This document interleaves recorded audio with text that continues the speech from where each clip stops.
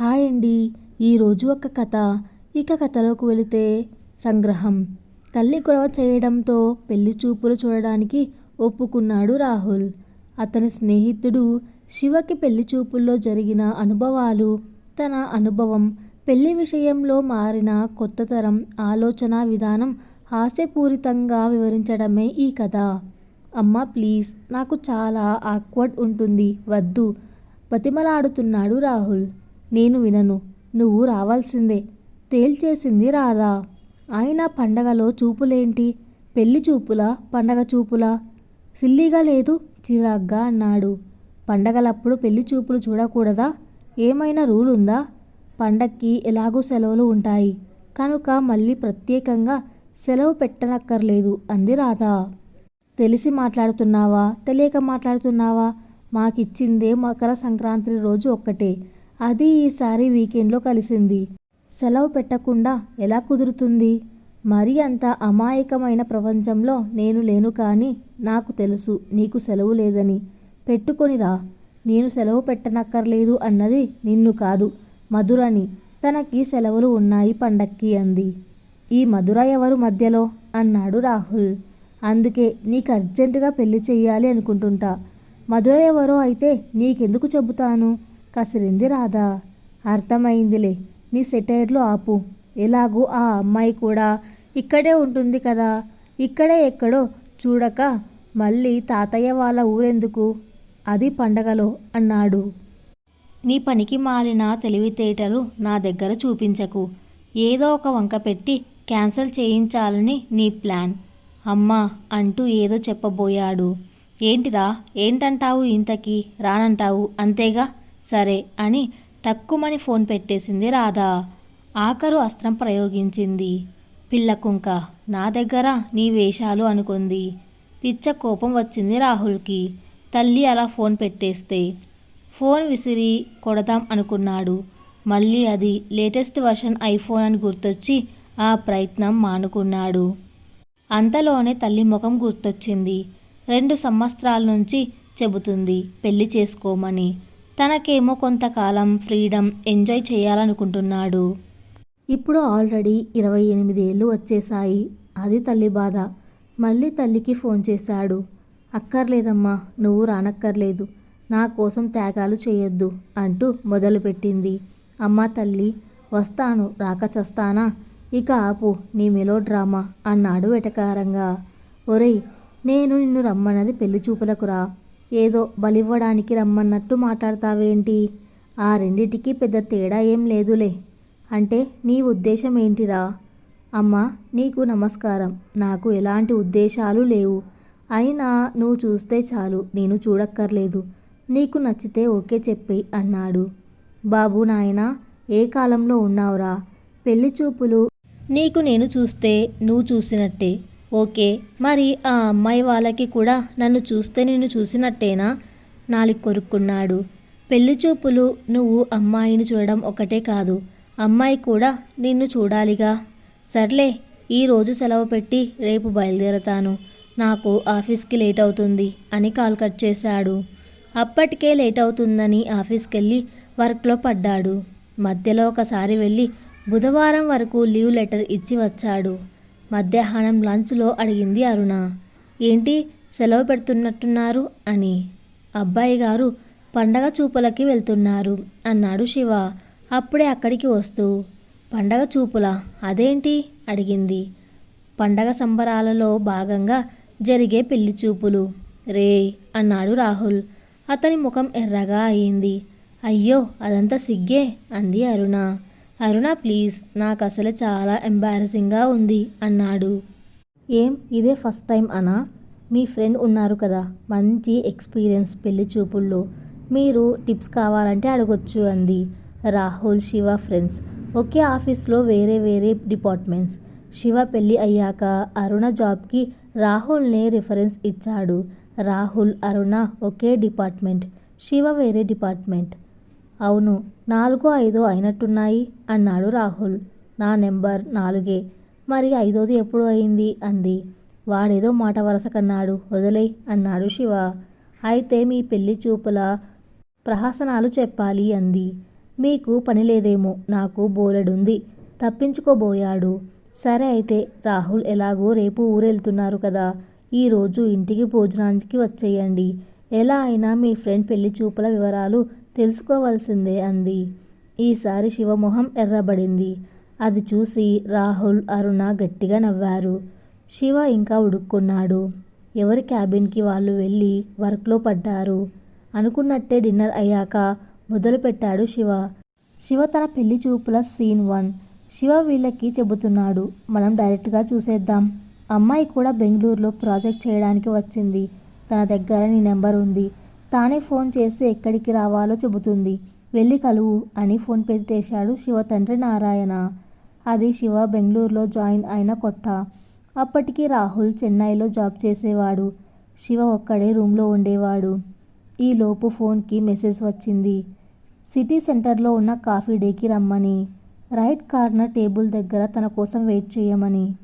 పెళ్లి చూపులు కదా అని కొంచెం ఫార్మల్గా రెడీ అయ్యి వెళ్ళాడు. తనకు చెప్పిన టేబుల్ దగ్గర కూర్చున్నాడు.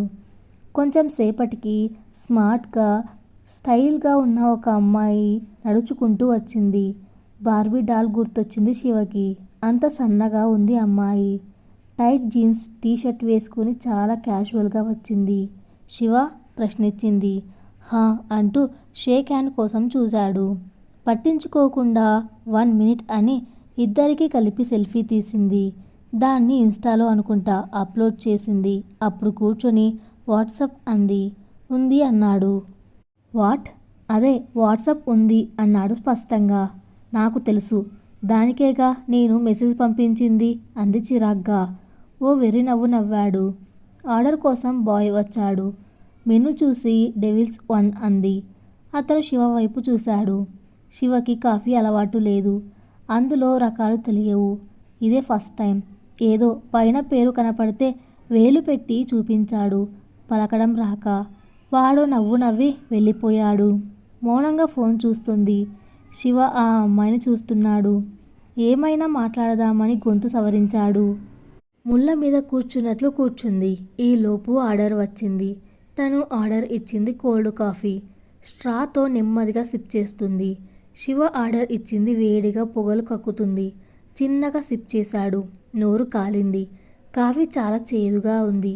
తాగకుండా కప్పుని చూస్తూ కూర్చున్నాడు. ఈలోపు ఆ అమ్మాయి ఫోన్కి వరుసగా మెసేజ్లు రావడం మొదలుపెట్టాయి. వాటిని చూస్తూ చాలా నెమ్మదిగా సిప్ చేస్తుంది. పేరేంటి అని అడగడానికి తలెత్తాడు. అప్పటికే లేచి నిలబడింది. ఓకే బాయ్, మనకి కంపాటబిలిటీ లేదు. ఫ్రెండ్స్ రేటింగ్ కూడా యావరేజ్ అంది భుజాలు షేక్ చేస్తూ. శివకి ఆ అమ్మాయి చెప్పిన ముక్క ఒక్కటి అర్థం కాలేదు. అలా పేరు తెలియకుండానే పెళ్లి చూపుల ప్రహసనం ముగిసింది. టేబుల్ మీద సగం సగం తాగిన కోల్డ్ వేడి కాఫీలు ఉత్తర దక్షిణ ధృవాల్లా శివని వెక్కిరించాయి. బాయ్ బిల్ తెచ్చాడు. 650 రూపాయలైంది. అది కాకుండా ఇంకో 150 టిప్. శివ చెప్పింది విని రాహుల్ నవ్వు కంట్రోల్ చేసుకున్నాడు. శివ ఫీల్ అవుతాడని. అరుణ మాత్రం పగలబడి నవ్వింది. ఆ సమయంలో శివ ముఖం ఊహించుకొని. అందుకే చెప్పనన్నది. అయినా ఇందులో నవ్వడానికి ఏముంది, నా అమాయకత్వం తప్ప అన్నాడు శివ. సారీ ఇంకెప్పుడు నవ్వను. చెప్పు మరి రెండోది అంది ఆత్రంగా. ఏంటి, చాలా వెటకారంగా ఉన్నట్టుంది అన్నాడు. చచా అలాంటిదేం లేదు, ఏదో క్యూరియాసిటీ అంతే అంది. రెండవసారి పెళ్లి చూపులు రెస్టారెంట్లో ఏర్పాటు చేశారు. అమ్మాయి తండ్రే లంచ్ ఆర్డర్ పెట్టి వీళ్ళని మాట్లాడుకోమని తను వేరే టేబుల్ దగ్గర కూర్చున్నాడు. అమ్మాయి కూడా బాగుంది పద్ధతిగా. వీళ్ళ పేరెంట్స్ కొంచెం దూరంలో కూర్చున్నారు. ఆ అమ్మాయి పలకరింపుగా నవ్వింది. అప్పటికి శివ కొంచెం సిటీ కల్చర్కి అలవాటు పడ్డాడు. కొలీగ్స్లో అమ్మాయిలు కూడా ఉండడం వల్ల ఇది వరకటిలాగా బెరుకు లేకుండా ఫ్రీగానే మాట్లాడుతున్నాడు. మీ గురించి చెప్పండి లయ అన్నాడు. MBA చేస్తున్నాను అంది. ఆమె మధ్యలో తండ్రి వైపు చూస్తుంది. మీకు గర్ల్ ఫ్రెండ్స్ ఉన్నారా సడన్గా అడిగింది. గతుక్కుమన్నాడు. అబ్బాయిల్ని ఇబ్బంది పెట్టే ప్రశ్న మరి. ఉన్నారు అంటే చెడ్డవారనుకుంటారు, లేరు అంటే మ్యాటర్ లేదేమో అంటారు. అందుకే ఏదో కాలేజ్ క్రష్లే, పెద్దగా ఏం లేవు అన్నాడు. తన ఫోన్ టేబుల్ మీద పెట్టింది. వాల్ పేపర్ లయతో పాటు ఎవరో అబ్బాయి. అన్నయ్య ఏమో అనుకుంటే నిలబడిన విధానం అలా లేదు. అలా అని అడగలేడు. తను చూడాలని పెట్టిందనుకుని అనుమానం వచ్చింది. అందుకే నైస్ ఫోటో ఫ్రెండా అని అడిగాడు. అంతకంటే ఎక్కువ అంది. చురుగ్గా చూశాడు. అదే బెస్ట్ ఫ్రెండ్ అంది తడబడుతూ. అమ్మాయి తండ్రి కూడా అస్తమాను ఇటే చూస్తున్నాడు. ఏదో తేడా కొడుతుంది. అయినా బాగోదని మాట్లాడలేదు. మీ గురించి చెప్పండి అన్నాడు. మీ గురించి చెప్పండి అంది.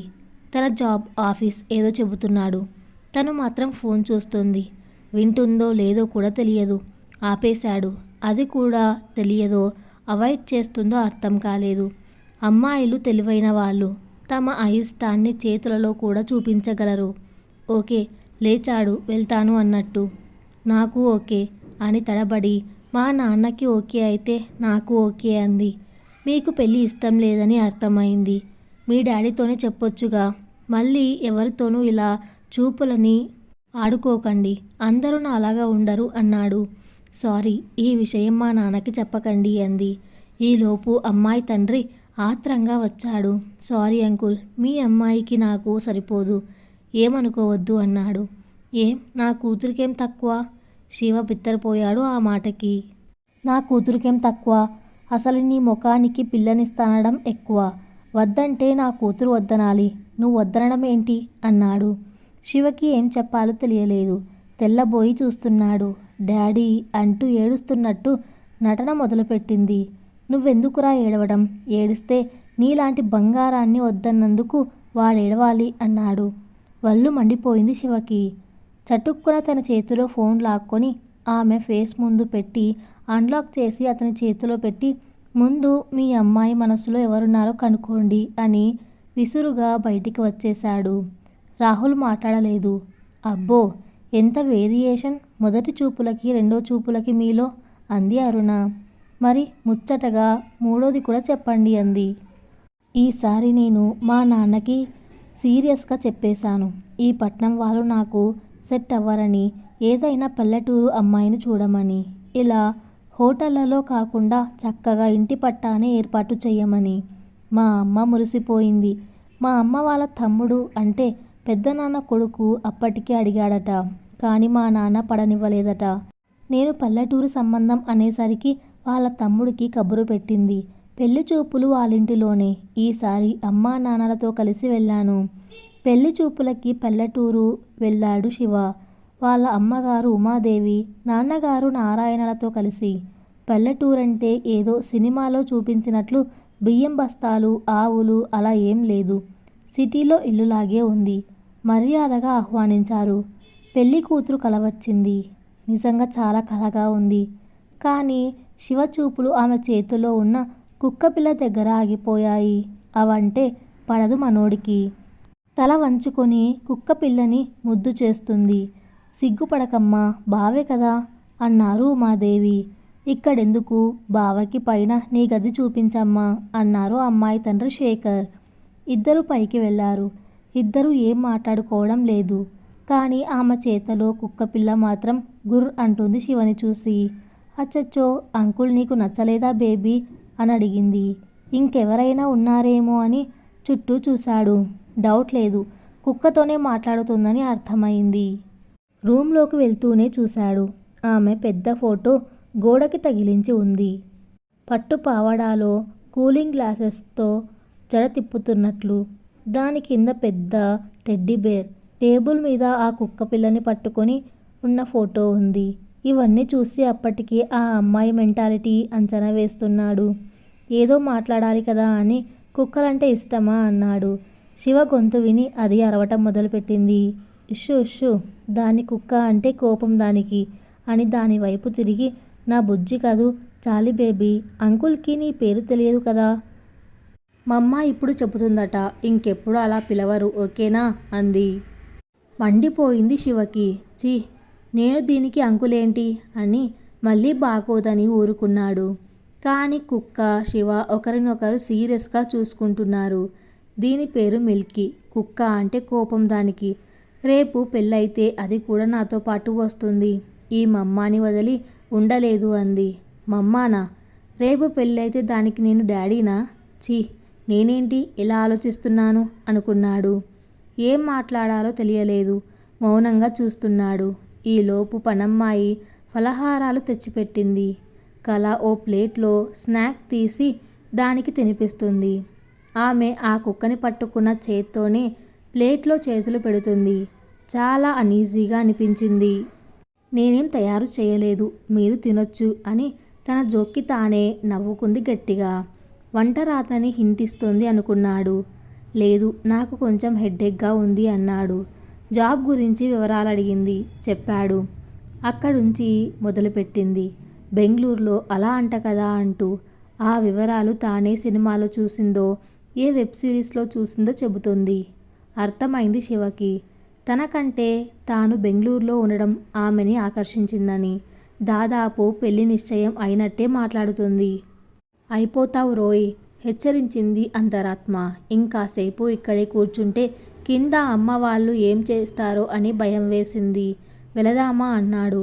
కుక్కని బుజ్జగించి అక్కడే వదిలింది. దానికి శివ నచ్చినట్లు లేడు. గుర్రుమని చూస్తుంది. అప్పటికే శివ అమ్మా నాన్నలు శివ కోసం ఎదురు చూస్తున్నారు.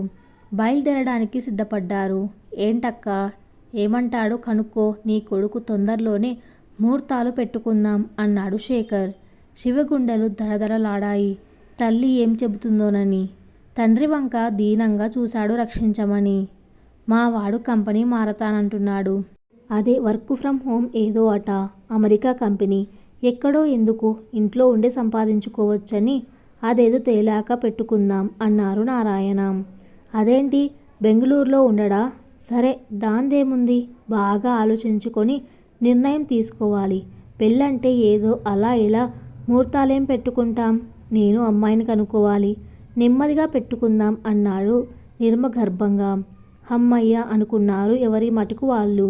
తిరిగి వచ్చే దారిలో చెప్పారు. అసలు కూతురు గురించి చాలా గొప్పలు చెప్పారట. ఎన్ని మంచి సంబంధాలు వచ్చాయో, అవి ఎందుకు వద్దనుకున్నారు. 2 సంబంధాలైతే అబ్బాయి తల్లిదండ్రులతో కలిసి ఉంటాడు అని తెలిసి వద్దనుకున్నారట.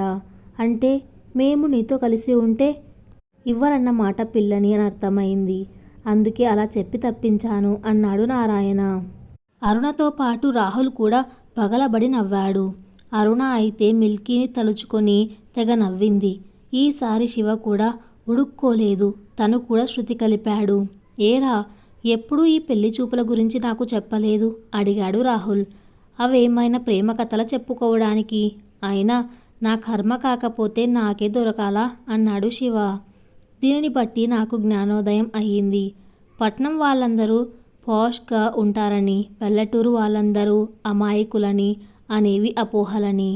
తర్వాత తనకి పెళ్ళయింది. అమెరికా సంబంధం. మా సంబంధం తప్పిపోవడం తన అదృష్టం అన్నాడట మామయ్య. ఏమైనా కుక్కల విషయంలో మీ అభిప్రాయాన్ని నేను అంగీకరించను. అవి కూడా ప్రాణులే కదా. వరుసలు కలిపితే ఏమైంది? మా పిన్ని అంతే. తన పెంపుడు కుక్కకి అక్కాని పరిచయం చేసింది నన్ను. మొదట్లో ఇబ్బందిగా అనిపించిన తర్వాత అలవాటైపోయింది. అవంటే ఎంత ఇష్టం ఉంటే కానీ అలా పిలవలేం. ఇది మానవత్వమే అంది. తొక్కేం కాదు, మానవత్వమా? పని మనిషి పిల్లాడు అక్క అన్నాడని లాగిపెట్టి కొట్టింది నాకు తెలిసిన అమ్మాయి. మళ్ళీ కుక్కని మాత్రం బ్రో అని పిలుస్తుంది. రాఖీ కూడా కడుతుంది కుక్కకి. సాటి మనిషి మీద ప్రేమ లేదు కానీ చలో, ఎవరిష్టం వాళ్ళది అన్నాడు రాహుల్. అది నిజమే అంది అరుణ. సరే, నేనెళతా. థ్యాంక్స్ ఫర్ కాలింగ్ మీ అన్నాడు రాహుల్.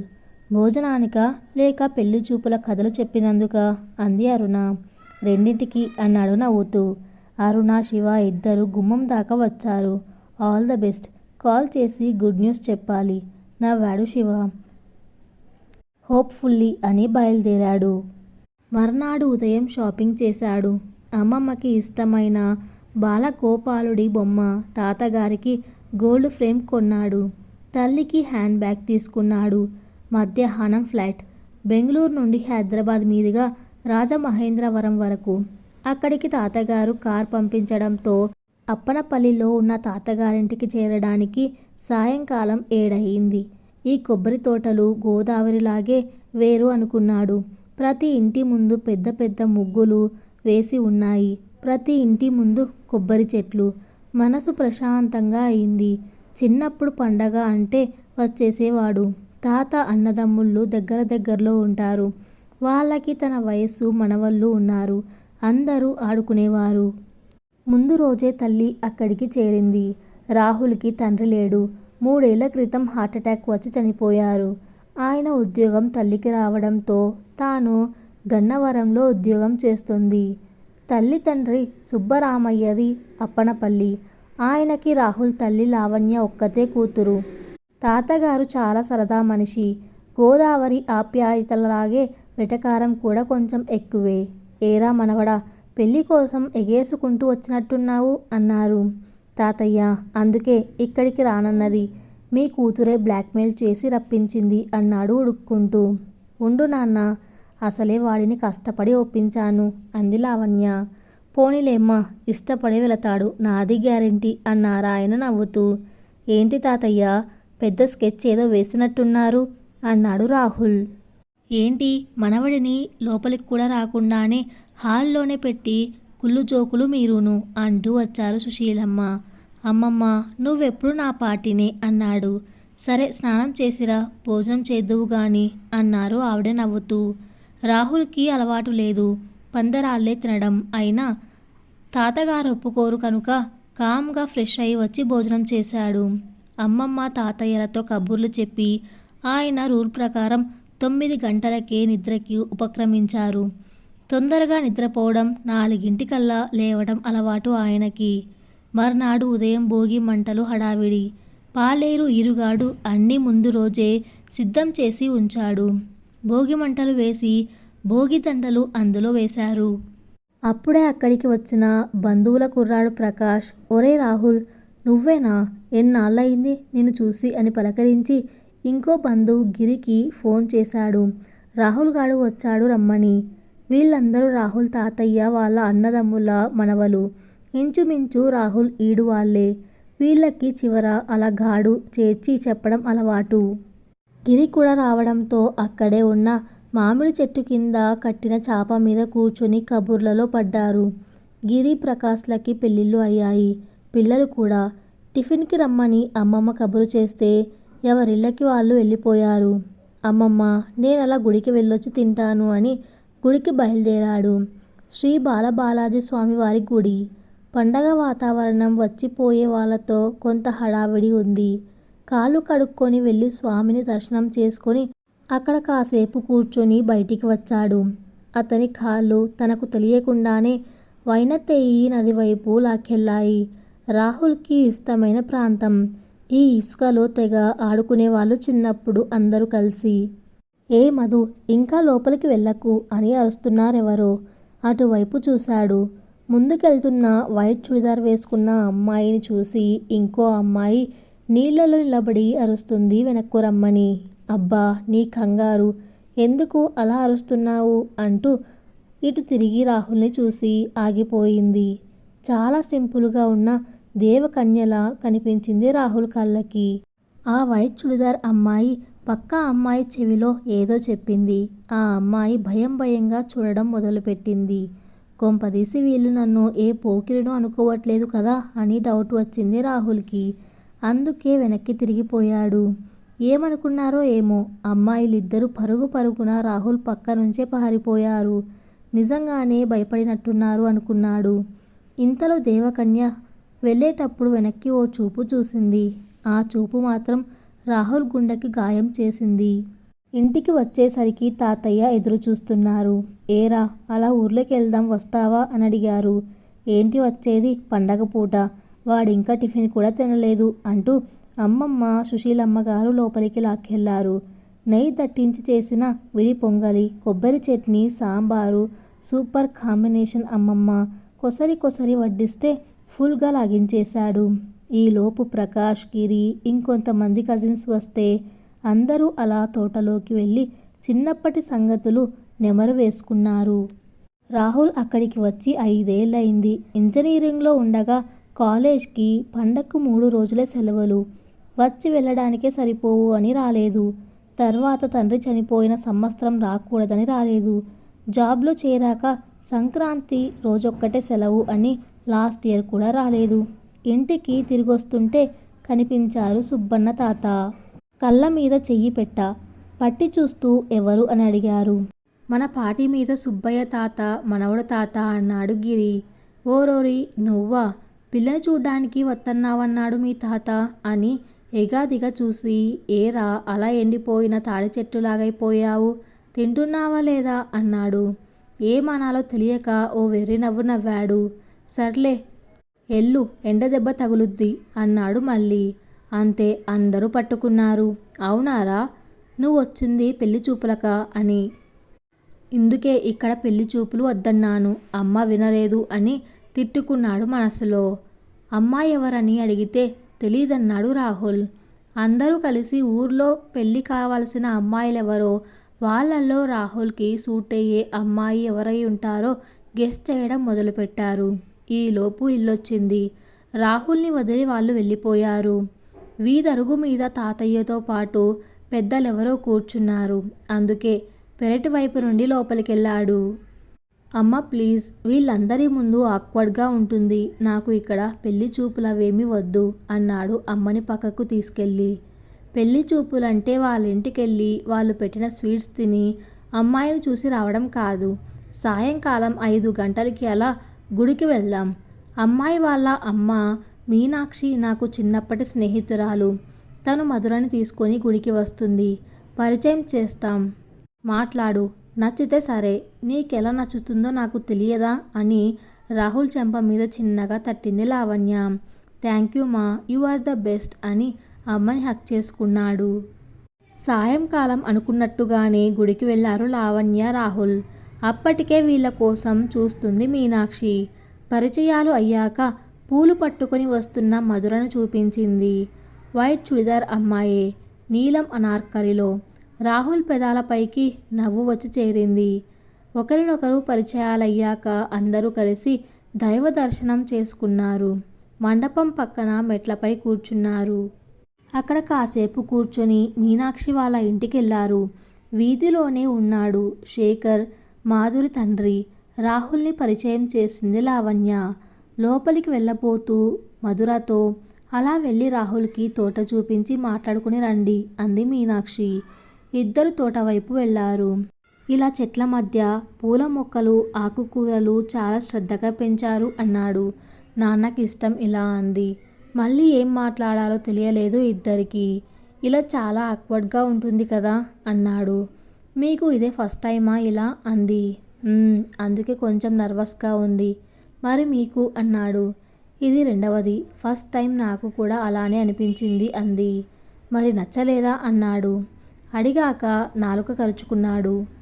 ఏం అడుగుతారులేండి అని అక్కడ ఉన్న చైర్లో కూర్చోమని సైగ చేస్తూ రాహుల్ కూర్చున్నాక తాను కూర్చుంది. మరీ బిజినెస్ మైండెడ్ పర్సన్. మాట్లాడతానంటే ఇలా తోటలోకి వచ్చాం. మొదటి మాటేంటో తెలుసా? ఎంత చేస్తుంది ఈ తోట అని అడిగాడు. ఉన్న అరగంటలోనూ తానెక్కడెక్కడ ఎలా ఇన్వెస్ట్ చేశాడో, నా శాలరీని నేనెలా మేనేజ్ చేసుకోవాలో లెక్చర్ ఇచ్చాడు. పెళ్లి చూపులకు కాదు, తన బిజినెస్ ప్రమోషన్కి వచ్చినట్లుంది అనిపించింది అంది. అందమైన అమ్మాయిని మనీ తోట వాల్యూ చూస్తున్నాడన్నమాట నవ్వాడు రాహుల్. ఆమె చెక్కిళ్ళు ఎరుపెక్కాయి. అప్పుడు అర్థమైంది తనేమన్నాడో అర్థమై సారీ అన్నాడు. దేనికి అంది. అదే పొగిడాను కదా అందుకు అన్నాడు. అదేంటి అలా గాలి తీసేశారు? పొగడ్తేనా, నిజం కాదా అంది ఆశ్చర్యంగా. అయ్యో నిజమే, మీరు ఇబ్బంది పడతారని సారీ చెప్పాను అంతే అన్నాడు.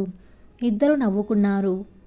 సరే, ఏం తెలుసుకోవాలి అనుకుంటున్నారు నా గురించి అని అడిగింది. నేనలా ఏమీ అనుకోవట్లేదు. ఇన్ఫ్యాక్ట్ నాకింకా పెళ్లి చేసుకోవాలని లేదు. అమ్మ తొందర పెడుతుంది అన్నాడు. నేను అంతే. జాబ్ వచ్చాక అన్నానని ఆగారు నాన్న. అదొచ్చాక మొదలు పెట్టారు. మొదటి సంబంధం నాన్న ఫ్రెండ్ తెచ్చారు. ఇదేమో ఈ మధ్య అమ్మ ఆంటీ కలిశారట ఏదో ఫంక్షన్లో. అప్పట్నుంచి మొదలుపెట్టింది అంది. పొద్దుట అలా పరిగెత్తారు, భయపడ్డారా అన్నాడు. లేదు, సిగ్గుపడ్డాను. మీ ఫోటో ఆంటీ చూపించారు. నేను మీకు నచ్చుతానని నమ్మకం ఆంటీకి, అందుకే నా ఫోటో మీకు పంపలేదు అంది. అబ్బో, చాలా కుట్రే ఉందైతే అన్నాడు నవ్వుతూ. అలా ఇద్దరు నెమ్మదిగా మాటల్లో పడ్డారు. ఎంతసేపు మాట్లాడుకున్నారో టైమే తెలియలేదు. మధుర ఫోన్ రింగ్ అయితే ఈ లోకంలోకి వచ్చారు. అప్పటికే చీకటి పడింది. మధుర తల్లి ఫోన్. వచ్చేస్తున్నామని చెప్పి తలెత్తింది. తను లేచి చెయ్యి చూపాడు. నవ్వుతూ ఆ చెయ్యి అందుకొని లేచింది. చెయ్యి పట్టుకుని వస్తున్న రాహుల్ మధురని చూసి పెద్దలు ముగ్గురు ఆనందించారు. శేఖర్ పంతులు గారికి ఫోన్ కలిపాడు. ముహూర్తాలు పెట్టడానికి రమ్మని. సమాప్తం. Thanks for listening.